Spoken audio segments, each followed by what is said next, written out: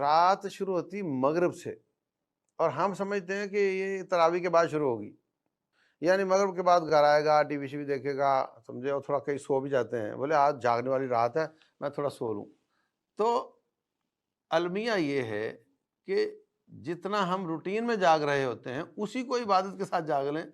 تو اگر 86 سال کی عبادت نہیں تو 23 سال کی تو یا 43 سال کی تو مل ہی جائے گی نا۔ لیکن وہ ہم جا کر ادھر ادھر سموسوں میں، پکوڑوں میں، جلیبی میں،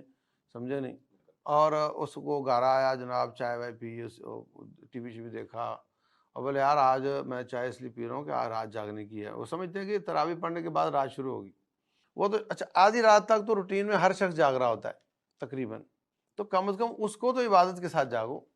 اس میں اپنے آپ کو اور اپنے بھائیوں اور سامعین اور ناظرین کو یہ نصیحت کروں گا کہ آخری عشرے میں اور خصوصاً تاخراتوں میں اگر آپ اسی پہ رہنا چاہتے ہیں تو آپ نا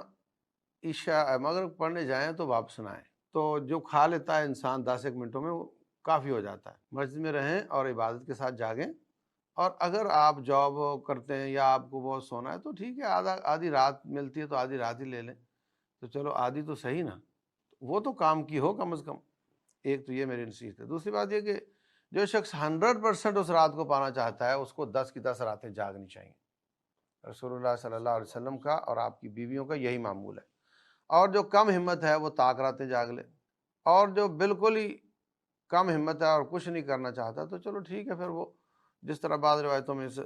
23 میں آتا ہے، بعد میں 27 میں آتا ہے، تو پھر وہ کر لے۔ لیکن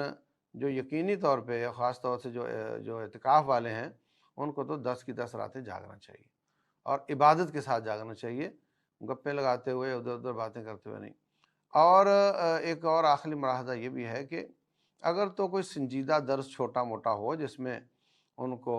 ان کی عبادات ہی، ان کا عقیدہ ہی بتایا گیا ہو، کیونکہ ہم اعتکاف بیٹھتے ہیں عبادت کے لیے، اور عبادت ہی نہیں آتی، اس کو عبادت کرنے کا طریقہ نہیں معلوم، تو وہ بتانا تو اس کا ہی حصہ ہوا نا۔ اسی طرح عقیدے کے بغیر، صحیح عقیدے کے بغیر کوئی عبادت قبول نہیں ہوتی، تو صحیح عقیدہ بتانا چاہیے۔ اس کے علاوہ جو